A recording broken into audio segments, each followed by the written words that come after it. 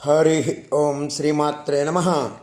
లలితా సహస్రనామ పారాయణలో భాగంగా ఈరోజు అమ్మవారి నామం 987వ నామం, మూడక్షరాల నామం అనఘ. ఈ నామంతో అమ్మవారికి నమస్కారం చేసుకునేప్పుడు ఓం అనఘాయై నమః అని చెప్పుకోవాలి. అనఘ అంటే పాపము లేనటువంటి తల్లి. అనఘ అంటే దోషరహితము. అఘము అంటే పాపం.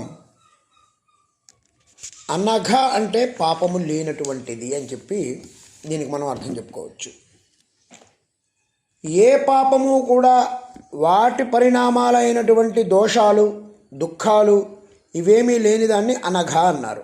శుద్ధం, అపాపవిద్ధం, అపహాత పాప్మ, ఇట్లా ఉపనిషత్తుల్లో చెప్పారు. సర్వోపనిషదుద్యుష్ట అని చెప్పి మనం చెప్పుకుంటున్న మంత్రంలో ఉపనిషత్తుల ద్వారా ఉద్ఘోషించబడినటువంటి పరతత్వం అనఘ. ఇది శుద్ధమైన తత్వం అని చెప్పడం దీని భావన. అనఘ అయినటువంటి ఆ తత్వమే ఈ లోకాన్ని అనుగ్రహించడం కోసం తనదైనటువంటి మాయాశక్తితో అనేక రూపాలు ధరించి అనేక లీలలు చేసింది తల్లి అని చెప్పడం ఈ నామం యొక్క ఉద్దేశ్యం. అనఘ అంటే పాపము, అనఘము అంటే పాపము లేకపోవటము. అఘమంటే పాపం అనుకున్నాం, అనఘం అంటే పాపం లేకపోవటం అని చెప్తున్నాం. పాడు పనులు, పాడు ఆలోచనలు ఉన్న వాళ్ళకి పాపం అనేది ఉంటుంది.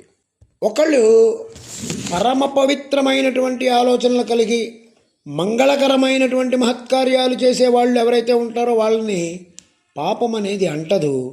అలాగే అమ్మవారి సాన్నిధ్యంలో అసలు పాపానికి కూడా భయం ఉంటుంది. అమ్మ దగ్గరికి ఎలా వెళ్ళాలా అని.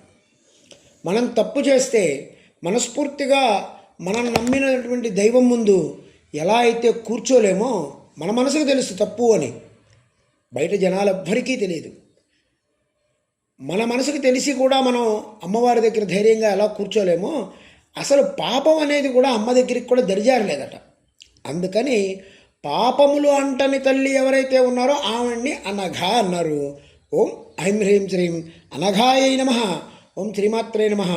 ఓం శ్రీ మహారాజ్ఞే నమః. శ్రీమత్సింహాసనేశ్వర్యై నమః.